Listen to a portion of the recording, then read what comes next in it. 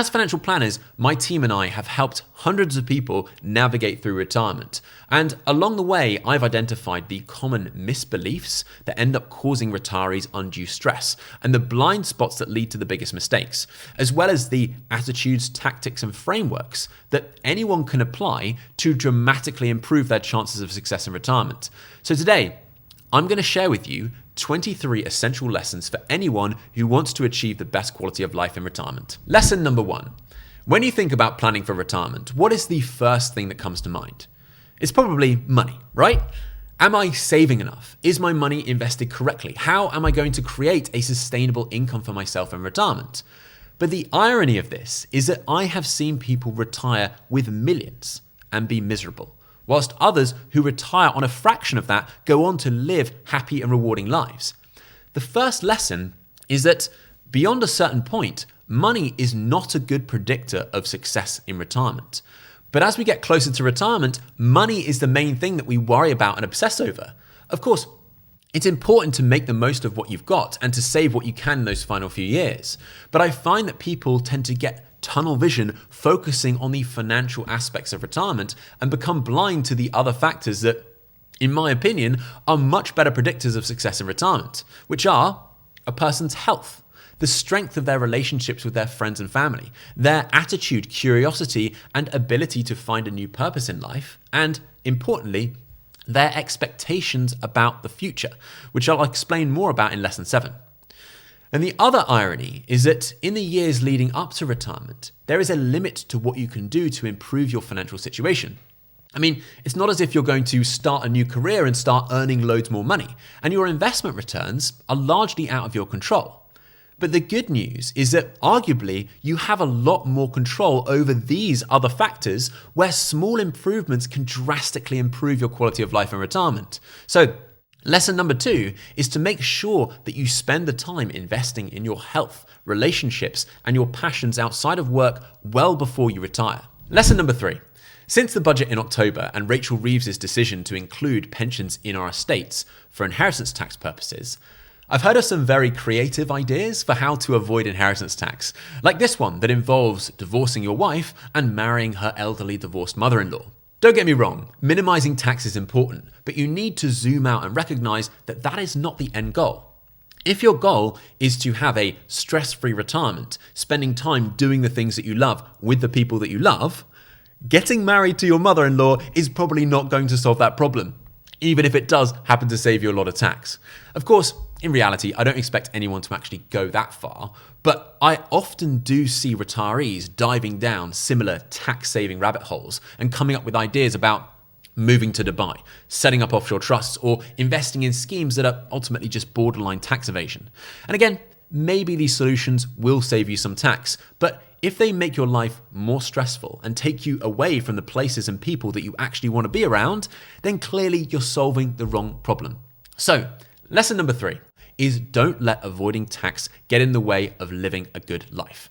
Unless, of course, that is what makes you and your mother-in-law really happy. Lesson number 4. At the point of retirement, you would have spent the last 30 or 40 years of your life working with a monthly income coming in that pays the bills. There is a certain comfort that comes with trading your time for money because it's something that you're in control of, and it seems like you'll always have more time to trade. But at the point of retirement, you'll have to say goodbye to the security of that monthly income and replace it by drawing money from the pool of savings and investments that you've painstakingly built over the last 40 years. This is money that you have worked hard for and saved for this very purpose. But lesson number 4 is that for those that are financially responsible, it's often hard to feel good spending money in retirement. Even if you've done all the maths and you think that what you're drawing is likely to be sustainable, shifting your mindset from being a saver to a spender and seeing your portfolio decline in value as you eat into it is hard. So hard that many retirees are so conservative with their spending that they end up being the richest person in the graveyard, never getting the chance to fully enjoy the money that they work so hard for. So lesson number 5 is to try and embrace the concept of dying with zero. In this great book, Bill Perkins argues that we should all be trying to die with as close to zero left on our personal balance sheets as possible, because if we do, It means that we've actually spent and enjoyed the money that we've worked so hard for. Of course, you'll never be able to do this exactly, but I think that trying to get the most fulfillment out of every pound or dollar that you have is a great attitude to have in retirement. Now, you might be thinking, but what if I want to leave an inheritance to future generations? Well, as Bill points out in his book, if you actually cared about that, then you should probably have given the money away well before you died. The average age that people inherit money in the UK is about 60 years old, and yet most people agree that the most impactful time to receive an inheritance is in your 30s or 40s, even if that inheritance ends up being smaller. Lesson number 6. Nobel Prize winning economist William Sharpe called this the nastiest, hardest problem in finance. And that problem is decumulation, or deciding how much you can draw from your portfolio each year without running out of money. We have no idea what the stock market or inflation is going to do in the future, and you also have no idea how long you're going to live. It's this uncertainty that makes spending money in retirement so hard, and this is what pushes retirees to seek out investments that are yielding high incomes, because it's much easier to get your head around spending income than it is drawing down on capital. But firstly, taxes aside, you should not care whether your monthly cash flow comes from income or selling down assets as they grow. And secondly, retirees who focus on income are often attracted to investments or funds that appear to produce high income yields, but actually end up being extremely risky and often produce poor returns compared with the risk that's being taken. So, lesson number 6 is to be very skeptical of investments that are promising high levels of income. Lesson number 7. The way we interpret the world and the events that happen in life are defined by our expectations. If you go in expecting the best but get an average outcome, you're going to be disappointed. But if you go in expecting the worst and it turns out being okay, you're going to be delighted. We often have little control of the events we experience in life, but we have a lot of control of our frame of reference. So, lesson number 7 is that in retirement, as with life, expectations are everything. So, don't go into retirement expecting it to be plain sailing. Go into it expecting to see your fair share of ups and downs. And the same goes with your investment returns. Hoping for the best, but expecting the worst will make it much easier to weather the storms when they inevitably arrive. Lesson number 8. As we've seen recently, tax legislation can change at any time, and these changes can dramatically affect our financial plans. I know this really sucks, and it certainly makes long-term planning really hard. But this should not be a surprise. Governments have always tinkered with the rules, and they always will. And over the course of a 40-year retirement, you could see 10 different governments, each with drastically different views on how the country should be run. So if you try to build your financial plans on top of speculation as to who may come to power in the future and the changes that they may bring in, you're likely to tie yourself in knots and never be able to make good quality financial decisions. So in most situations, I suggest that you play the rules as you see them. But if you find yourself in a position of trying to decide whether you should contribute to or withdraw from one investment wrapper or the other, and there is no obvious answer as to which is best, remember lesson number 8, that having diversification between different tax wrappers, assets, and income sources can help reduce the impact of changes to legislation. Because the more diversified you are, the less damage individual legislative changes are likely to cause. Lesson number 9. If you spent the last 40 years building a career, it's highly likely that a lot of your identity will be tied up in the work that you do. Your sense of status, social connections, and your sense of purpose may largely be derived from the work that you do. Being needed and feeling useful are fundamental human needs, and you often won't realize how important these things are until you've lost them. And in many lines of work, once you're out the door, there's no going back. So, lesson number 9 is don't underestimate how much of your identity is tied up in the work that you do. The solution to this is to really think about where you're going to get your new sense of purpose and social connection in retirement. And don't just assume you'll get it from playing golf or traveling the world or whatever it is that you have in your mind. Because when you actually get there, you may find that you actually don't want to do those things and you're bored senseless. So instead, well before you retire, actually go out and spend time doing the things that you think you want to do in retirement. So lesson number 10 is to find a way to give your retirement a trial run. Take a sabbatical or find a way to go part-time. If you think of this as an experiment and as only something that is temporary, you're much likely to give it a go. And then when you're in it, you'll quickly learn that either your assumptions were wrong and you need to go back to the drawing board, or you'll actually love it and you'll end up retiring way earlier than you anticipated. If you can test the water before you dive in or slowly transition into retirement, it will dramatically increase your chances of getting off to a good start. Lesson number 11. The freedom that retirement brings is great for many reasons, but humans thrive on structure. And the lack of structure, especially in the first few weeks and months of retirement, can really knock you off balance. So, lesson number 11 is don't underestimate the power of a routine. Setting a daily or weekly rhythm to your life can really help maintain a sense of purpose in retirement. Lesson number 12. Roughly 1 in 4 people end up in a residential care home towards the end of their lives, and the average length of stay is 3 years, which means that for a couple, there is a 43% chance that at least one of you will need to go into a care home. And over the years, as healthcare has improved, not only have the chances of this happening and the average length of stay increased, but so have the costs. If you're in the south of England, you can expect to pay £1,500 per week or £80,000 per year, if not more. It is absolutely brutal. So lesson number 12 is to start thinking about this early on and build these costs into your financial plans. Because if you don't, your future self and perhaps more importantly, your family won't thank you for it. Lesson number 13. It's been over 15 years since the great financial crisis, and 15 years since we've seen a prolonged economic downturn or persistently poor stock market performance, which means that none of us can be certain as to how we're going to react when the next stock market crash comes around. Because even if you think you're a seasoned investor, you're now 15 years further along your life journey in different circumstances with different goals, fears and vulnerabilities. Maybe you've even retired in that time and you're now dependent on your investments for income.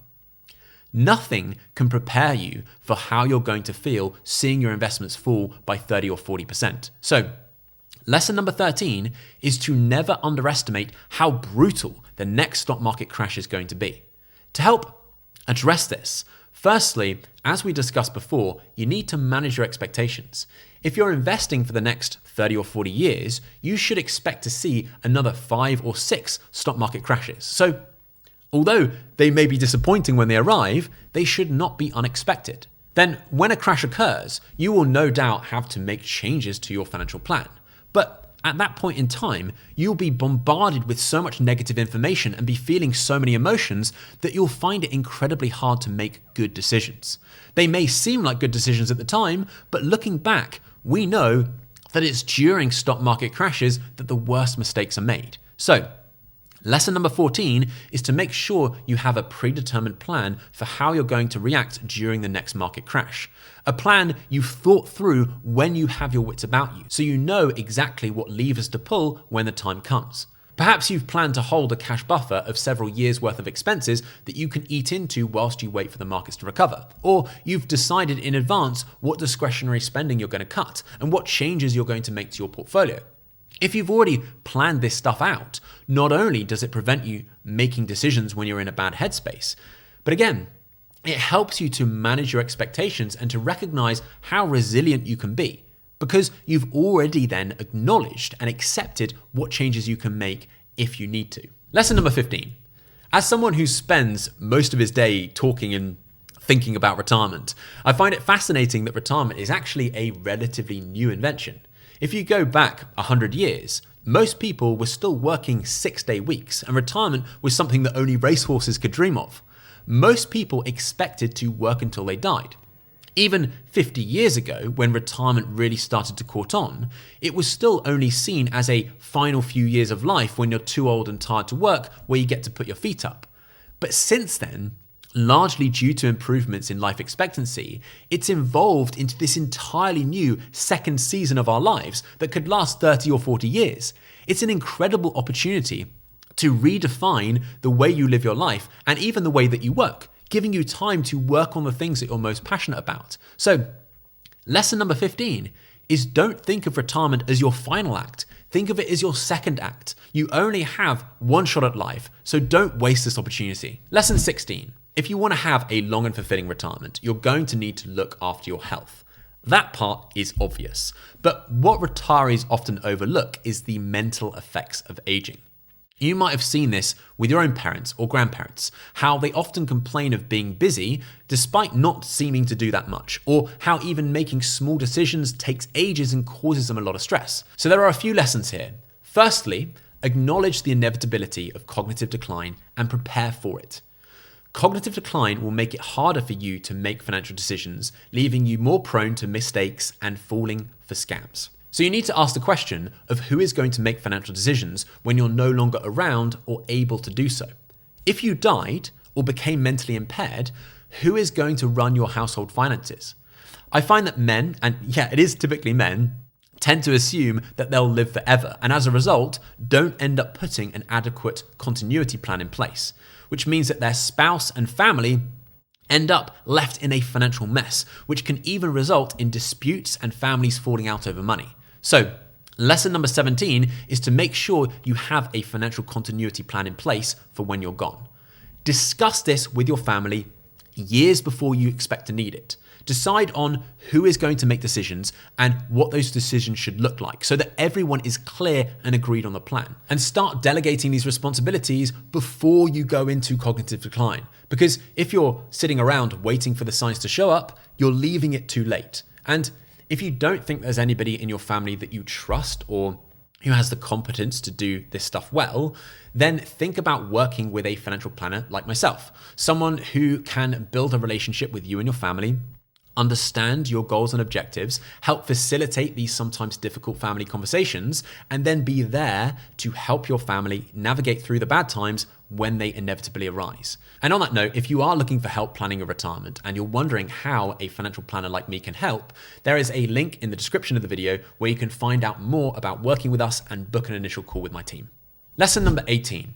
As you get older and your physical health deteriorates, it's likely that your current home will become unsuitable for your needs. And I can tell you from experience that you really do not want to have to move home in your late 70s or 80s, when it can be a huge upheaval and cause a lot of stress, as well as create more of a burden for your family members who you inevitably have to lean on for support. So lesson number 18 is to make sure you start discussing later life housing early on and move way before you need to. Lesson number 19. A few years ago, a client of ours who was in his 50s fell ill very suddenly and became mentally incapacitated for several weeks. Obviously, this was an incredibly stressful time for his wife and family, but it was made even worse by the fact that his wife could not access his bank accounts to pay for medical expenses or travel costs as he was being treated a long way from their home. His wife was also surprised to find out that even though they were married, she had no legal say in her husband's medical treatment. Although doctors took her wishes into consideration, they did not need to abide by them if they thought that another course of action was best. However, both of these things could have been avoided if only the husband had set up lasting powers of attorney, which would have given his wife the ability to make financial and healthcare decisions in the event of him becoming incapacitated. Which is why lesson number 19 is to make sure you set up lasting powers of attorney, and again, do this way before you think you'll ever need to use them. Lesson number 20. It's incredible and saddening how many families there are that don't talk to each other or who have estranged members of the family.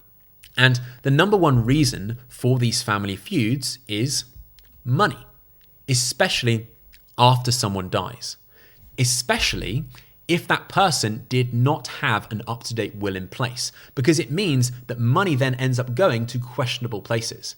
Or if they did not discuss their intentions with their family before they died.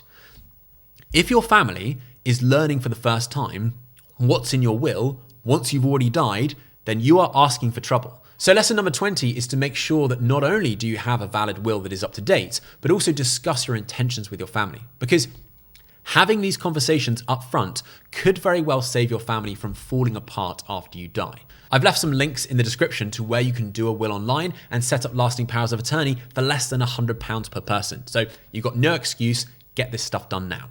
Lesson number 21. Over the last 30 years, UK house prices have grown much faster than average incomes. Back in 1995, the average house price cost just 4 times the median annual income, whereas today it's 8 times. Although this is not good news for those that are trying to get onto the property ladder, It's great news for retirees who own their own home because the relative value that they have tied up in their homes is so much higher, which means that downsizing even by 20 or 30% can unlock a huge amount of value, which could dramatically improve your quality of life in retirement. Don't get me wrong, downsizing is not for everyone, but lesson number 21 is to think about how you can unlock the value in your home, because you may find that you get a lot more fulfillment from spending that money than sitting on it. Lesson number 22. Everyone's circumstances are different. We all have different financial, health, and family situations. We all have different goals, values, and desires. And whilst one person's dream might be traveling the world in retirement, another's might be to spend quiet days on an allotment. There is no single right way to approach retirement. So lesson number 22 is to commit to finding out what works for you, not what works for other people. And as ever, try not to compare yourself with others, especially if you see people spending a lot of money right at the start of retirement, because there is a high chance that they're getting it wrong. Either because their spending is not likely to be sustainable, or it's not actually bringing the fulfillment that you think it is. Lesson number 23. As we've already touched on, spending money in retirement is really hard because you have no idea how long you're going to live and what level of spending is sustainable. But there is one solution to this problem that has recently come back into favor and can help you to feel confident spending money in retirement, which is why you now need to watch this video here where I explain what it is and how it works.